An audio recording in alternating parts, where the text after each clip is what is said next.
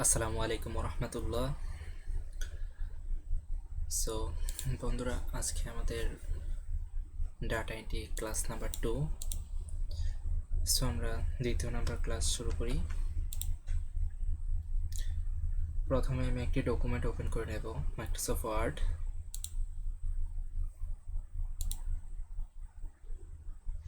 ওকে, so আমাদের ডকুমেন্টটা open হয়ে গিয়েছে। আমি একটা কাজ দিয়েছিলাম আপনাদেরকে টাইপ করার জন্য, যেগুলো দ্বারাতে আপনার ইংরেজি খুব দ্রুত লিখতে পারবেন, অথবা অথবা আপনারা ইংরেজি লেখা শিখতে পারবেন। ASDFG space LKJH space QWERT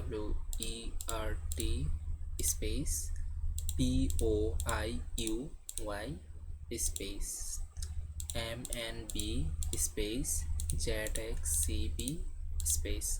এটা ডাবল কোটেশন, কিন্তু আপনি যদি কিবোর্ড ব্যবহার করেন তাহলে ডাবল কোটেশনের জায়গায় আপনার থাকবে কোলন। সো আমরা কোলন ধরবো, কোলন ধরার পরে তারপর আমরা এগুলো ব্যবহার করব। ওকে, সো এটা হচ্ছে ব্যাক স্পেস, এটাতে আমরা লেখা কাটবো। আপনারা যদি কিবোর্ড ব্যবহার করে থাকেন এক্সটার্নাল, সো কিবোর্ডের উপরে লেখা আছে দেখেন ব্যাক স্পেস। সো এই ব্যাক স্পেস দিয়ে আমরা কাটবো। এটা হচ্ছে আমাদের এন্টার। এন্টার চাপ দিয়ে আমরা নিচে আসলে লিখতে পারবো। ওকে, সো আমরা ব্যাক স্পেস দিয়ে কেটে দিলাম। সো আপনারা কিবোর্ড ইউজ করে নেবেন এক্সটার্নাল, সবচেয়ে থেকে ভালো হবে। আচ্ছা, তো আমরা এখন কিছু ইংরেজি একটু লিখি। সো আমি লেখার জন্য ভিডিওটি পোস্ট করছি। ওকে, আমার লেখা শেষ। সো আশা করি আপনারাও লিখে নিয়েছেন কিছু আপনাদের মাইক্রোসফট ওয়ার্ড ডকুমেন্টে। সো আমাদের কাজ, আজকের প্রথম কাজ হচ্ছে কিভাবে আমরা এই ডকুমেন্টটা সেভ করব, তারপর কিভাবে এই ডকুমেন্টটা আমরা ওপেন করব। এই ডকুমেন্টটা শেষের পর আমরা নিউ আরেকটা ডকুমেন্ট তৈরি করব। সো আমরা এই তিনটা কাজ দেখব আজকে। তো প্রথমে আমরা ডকুমেন্টটা সেভ করব। এই যে ডকুমেন্টটা আমরা লিখেছি, লেখাগুলো লিখেছি, এই লেখাগুলো আমরা সেভ করতে চাই। সো সেভ করতে গেলে আমাদের প্রথমে অফিস বাটন যেতে হবে। সো এটা প্রথম হচ্ছে, এটার নাম হচ্ছে অফিস বাটন। সো অফিস বাটনে আমি গেলাম, যাওয়ার পর আমি এখানে সেভ আসে ক্লিক করব, সেভ আস। ওকে, সো আমার সেভ আস অপশনটা ওপেন হয়েছে।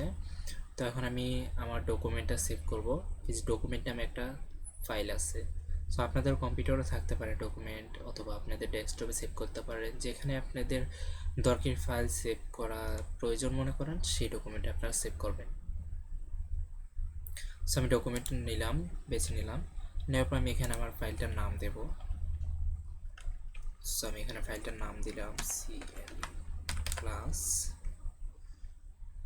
ওকে, ক্লাস দেওয়ার পর আমি এখানে একটা সেভ দেব। ওকে, সো আমার ডকুমেন্টটা সেভ হয়ে গিয়েছে। এখন আমি কীভাবে বুঝবো যে আমার ডকুমেন্টটা সেভ হয়েছে কিনা?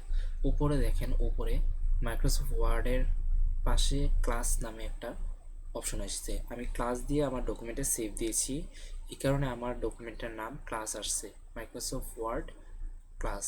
ওকে, সো আপনাদেরটাও নাম আসবে যে নাম দিয়ে আপনারা সেভ দিবেন। তো আমি এখন এই ডকুমেন্টটা ক্লোজ করতেছি।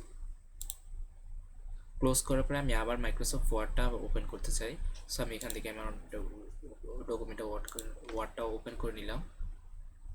সো এখন লেখা আছে মাইক্রোসফট ওয়ার্ড, কিন্তু ডকুমেন্ট 1 লেখা আছে। এখন আমি যে সেভ করেছি ওই ফাইলটা ওপেন করতে চাই। সো ওই ফাইলটা যদি আমি ওপেন করতে যাই, তাহলে আমার এখান থেকে অফিস বাটন থেকে আমি ওপেনে ক্লিক করব। ওকে, ওপেন আসলো। আসার পর এখন আমি ডকুমেন্টে সেভ দিয়েছিলাম, সো আমি ডকুমেন্টে ক্লিক করি। ডকুমেন্টে ক্লিক করার পর আমার একই জায়গায় আছে। সো এখানে দেখেন আমি ক্লাস নামে যেই ফাইলটা সেভ করছিলাম, এখানে ফাইলটা আছে। যদি আপনাদের ফাইলটা না পান, ডকুমেন্টে ঢোকার পরেও মনে করেন অনেক ফাইল আছে আপনার মাইক্রোসফট ওয়ার্ড অথবা অন্য কোনো ফাইল, যে ফাইলের ভিতরে আপনি খুঁজে পাচ্ছেন না। সো আপনি এখানে ক্লাস এই যে ফাইল নেমটা লিখবেন। আমি আমার ফাইল নেমটা লিখতেছি।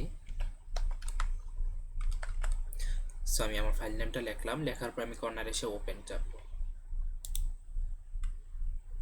ওকে, সো আমাদের ফাইলটা ওপেন হয়ে গিয়েছে, ক্লাস ওপেন হয়ে গেছে।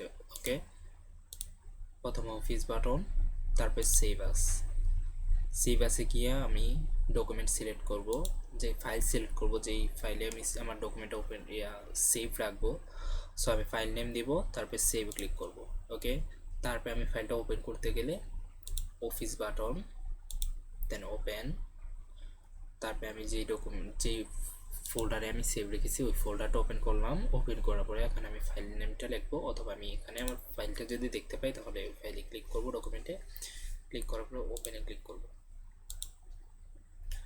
ওকে, সো এটা যদি আমরা শর্টকাটে করতে চাই, কিবোর্ড থেকে কন্ট্রোল ও চাপবো।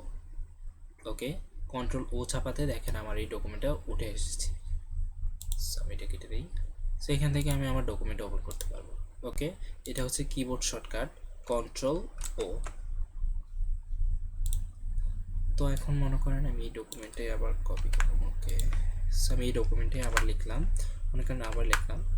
তো লেখার পরে আমি এখন কি বারবার প্রথমের মতনই বারবার গিয়ে এখানে সেভ আস করব?